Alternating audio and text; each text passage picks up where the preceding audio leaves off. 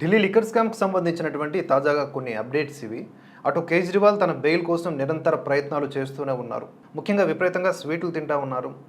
మరోవైపు జైలు అధికారులకు కూడా లేఖ రాశారు ఆయన.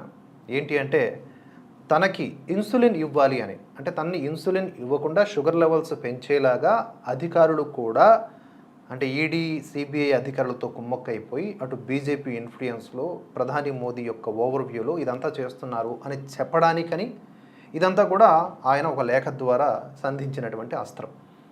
వీటి నడుమ చాలా వరకు సూటి ప్రశ్నలు ఉన్నాయి. ఇప్పుడు కొన్ని పదుల సంఖ్యలో సమన్లు ఇచ్చిన రెస్పాండ్ అవ్వంది ఇక్కడ కేజ్రీవాల్. అలాగే షుగర్ లెవెల్స్ పెంచుకోవడానికి స్వీట్స్ తింటోంది కేజ్రీవాల్. ఇన్సులిన్స్ ఆపడానికి జైలు అధికారులు ఎవరు? కోర్టు కూడా దాన్ని అంగీకరించదు. వాళ్ళ ఉద్యోగాలు ఊడిపోతాయి దాన్ని కనుక ప్రూవ్ చేస్తే. అది కూడా అబద్ధమని ఈజీగా తెలిసిపోతుంది. అటు అతిషి, ఆ తర్వాత కేజ్రీవాల్ భార్యామణి, సంజయ్ సింగ్ ఇటువంటి నేతలు అండ్ వ్యక్తులందరూ కూడా చేస్తున్నది ఏంటి? ఆయన ఒక తీవ్రవాదిలాగా చూస్తూ ఉన్నారు. అద్దం చాటున ఆయన్ని మాట్లాడేలా చేస్తూ ఉన్నారు. కిటికీలోంచే మాట్లాడే దుస్థితి కల్పిస్తూ ఉన్నారు. అలాగే ఆయన్ని చంపేయాలని చూస్తున్నారు. ఇంత తీవ్ర వ్యాఖ్యలు చేస్తూ ఉన్నారు.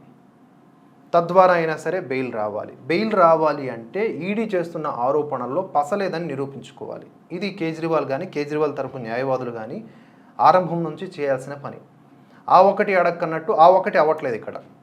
అది కాకపోవడం వల్ల ఆరోగ్య కారణాల రీత్యా మాత్రమే ఈయన బయటకు రావాలని, అంటే బెయిల్ ద్వారా బయటకు రావాలని చూస్తూ ఉన్నారు, హాస్పిటల్లో అడ్మిట్ అవ్వడం ద్వారా. వీటి నడుమ ఒక న్యాయ విద్యార్థి ఏం చేశాడు అంటే కేజ్రీవాల్ బెయిల్ కోసం ఒక పిటిషన్ వేశాడు. దానిపైన హైకోర్టు చాలా సీరియస్గా రియాక్ట్ అయింది. అసలు నువ్వెవడివి మధ్యలో?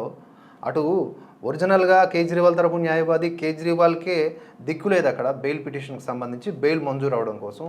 మధ్యలో నీదేంటి అని చెప్పేసి అసలు నువ్వెవరు అని ప్రశ్నిస్తూ ఈ పిటిషన్ని తప్పుగా ముద్రిస్తూ అతనికి 75,000 రూపాయల ఫైన్ కూడా విధించడం జరిగింది. అటు కేజ్రీవాల్ కూడా దీనిపైన రియాక్ట్ అయ్యారు. ఇదొక షాకింగ్ చర్య, మా పైన జరిగిన షాకింగ్ చర్యగా ఆయన అభివర్ణించారు. అలాగే అటు చూస్తే కేజ్రీవాల్ తరపు న్యాయవాది దీన్ని ఒక పబ్లిసిటీ లిటిగేషన్గా ఆయన అభివర్ణించారు. అంటే ఇది ఒక ఎక్స్ట్రా తలనొప్పి అనమాట లీగల్ ప్రాసెస్లో భాగంగా కేజ్రీవాల్కి కూడా.